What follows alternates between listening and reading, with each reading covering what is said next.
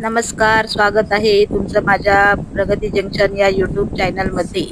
आता आपण ब्लाऊजवरून मापे कशी घ्यायची ते बघूया. आता शोल्डरच्या इथे आपण पट्टी ठेवायची. शोल्डरवरून पट्टी ठेवून खाली कमरेपर्यंत पट्टी आणायची. तर आपलं माप किती आलंय तर 13.5 आले. असं उंचीचं माप असं घ्यायचं. ही पूर्ण उंची झाली आपली. आता आपण बाही लांबी बघूया.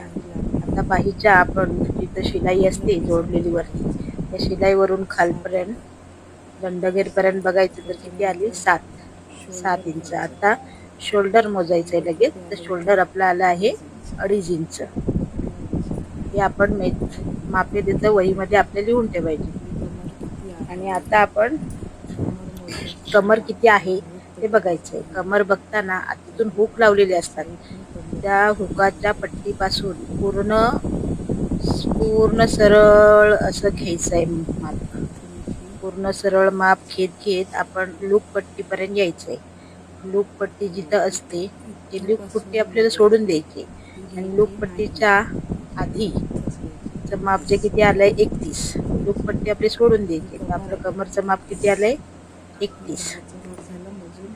आणि आता आपल्याला काय करायचंय, आता आपल्याला गळ्याचं माप घ्यायचंय. गळ्याचं माप घेताना असं सरळ पद्धतीने ब्लाऊज ठेवून द्यायचं खाली. ठेवून दिल्याच्या नंतर शोल्डरच्या बाजूला, गळ्याच्या बाजूने आणि खाली गळ्याचं जिथं टोक आहे तिथपर्यंत माप घेऊन बघायचं किती आलंय आपलं. गळा उंची 10 आली. मग 10 लिहून घ्यायची. गळ्याची उंची आपली 10 आहे आणि त्याच्या खाली जी उरलेली पट्टी असते की नाही, ती पट्टी आपल्याला घ्यायची 3.5 इंच. म्हणजे माझी आता ह्या ब्लाऊजची आहे 3.5 इंच. ज्याची पट्टी असेल तेवढीच आपल्याला ठेवावी लागते. त्याच्यामुळे ते पट्टीचं पण माप घ्यायचंय. आता ते पाठीमागचं माप घेऊन झाल्यावर आता पुढचं आपण माप घ्यायचंय. लगेचच पुढचं माप घेऊन टाकायचं. परत शोल्डरला वरती पट्टी ठेवून परत आपल्याला ह्या गळ्याजवळच्या खालच्या टोकापर्यंत आणायचंय. आणि किती आलंय तर 6.5 आपला गळा आहे, बरोबर. आता ही आपली पट्टी, आपली हुकची पट्टी आहे की नाही, ती पण आपण पट्टी मोजून घ्यायची. तर आपल्याला 7 इंचाची पट्टी येते. मग आपण ब्लाऊज शिवत असताना आपल्याला तेवढी पट्टी ती आली पाहिजे 7 इंचाची. त्याच्यानुसार आपण वरती गळा कट वगैरे करू शकतो. तशी 7 इंचाची पट्टी आली पाहिजे, ज्याची असेल तेवढी. आता हा कटोरीचं माप किती आलं आहे 5.5. तर ह्या ब्लाऊजची कटोरी किती आहे 5.5. तेवढी ज्याची कटोरी असेल तेवढी घ्यायची आणि आपली योकपट्टी खालची 2.5 इंचाची.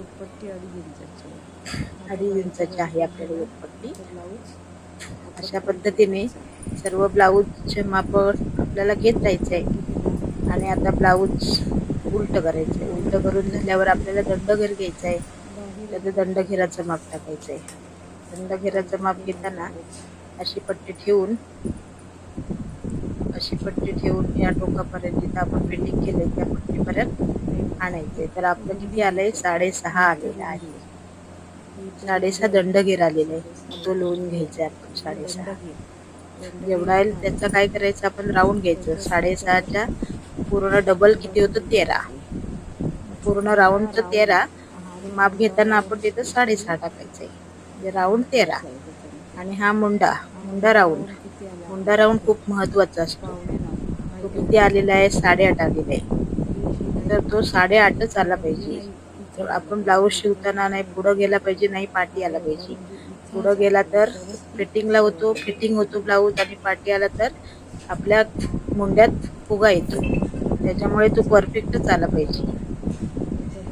अशी मुंड्यातील माप सुद्धा परफेक्टच आलं पाहिजे. असे मापे टाकत सर्व अशी मापे व्यवस्थित टाकायचे.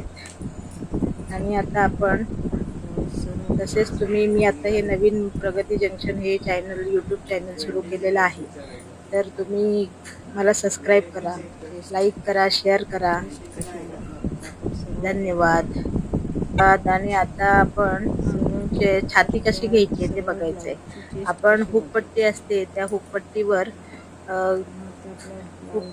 ठेवून इथे घ्यायचंय. किती आले? 9 आले. म्हणजे आपली 36 छाती आहे. 36 छातीचं ब्लाऊज आहे. 36 घ्यायचं आपण. ते लिहून घेते 36.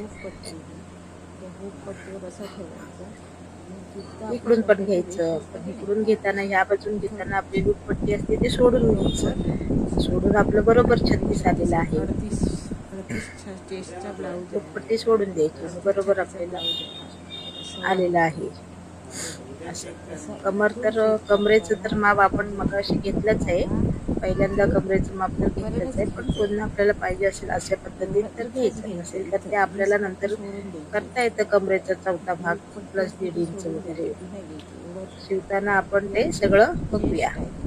आणि आता या माझ्या चॅनलमध्ये मी तुम्हाला सर्व प्रकारचे ब्लाऊज, कटोरी ब्लाऊज, प्रिन्सेस कट ब्लाऊज, परत फोर्टक्स ब्लाऊज, पॅडेड ब्लाऊज, सर्व प्रकारचे ब्लाऊज आणि सर्व प्रकारचे ड्रेस तुम्हाला कटिंग आणि स्टिचिंग बघायला मिळतील.